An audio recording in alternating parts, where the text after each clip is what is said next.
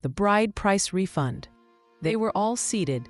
His mother, his two uncles, the elder brother who never liked me, and him, quiet, cold, arms folded like I was a stranger in the house I once called home. I came in carrying a small black nylon bag, tightly wrapped, heavy in meaning. Inside it was the bride price they paid my family years ago. I placed it gently on the center table. No shouting, no breakdowns, just silence, the kind that says, "I'm done." His mother blinked first. "What is this?" she asked. I looked at her, calm. "It's the bride price," I said. "I'm returning it." They all stared, like I had just committed a sin. But I didn't flinch, because I had rehearsed this moment in my mind too many times. This wasn't a reaction, it was a decision. They say marriage is for better or worse, but nobody talks about the kind of worse that breaks your spirit. Nobody talks about enduring emotional abuse just to prove you're a good wife.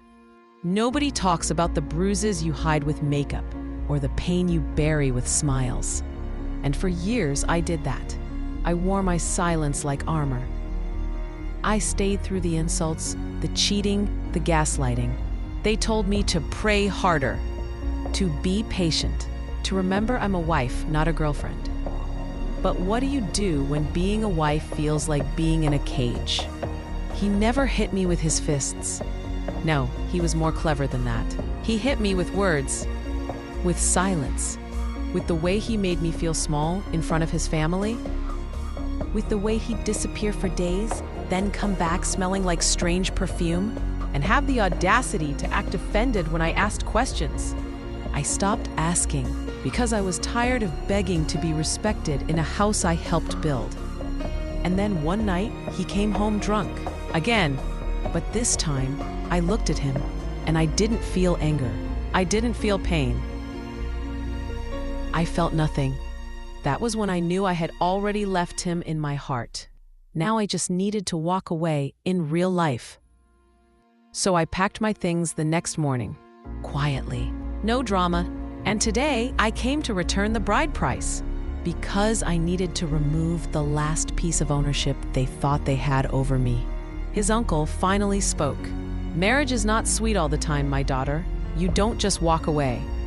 And I said, "Uncle, I didn't just walk away. I crawled, I bled, I lost pieces of myself trying to keep this marriage alive. I begged, I broke, I bent, but I never mattered enough to him for any of that to count." He opened his mouth to respond, but I wasn't finished. "I'm not here for your permission. I'm here for my peace." His mother tried to cry, but even her tears felt like performance. The same woman who used to call me witch behind my back was now pretending to be heartbroken. I didn't react. I just said, "This is not bitterness, it's clarity." And then I turned to him. He still hadn't said a word. Just sat there, like I was something he could no longer control. "I loved you," I said. I really did. But I love myself more now.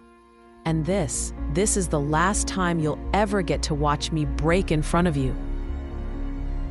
I stood up, grabbed my bag, and walked out, not because I was angry, but because I was finally free.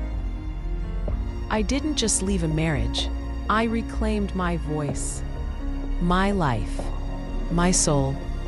And for the first time in years, I could breathe. Sometimes, walking away is not giving up. It's growing up.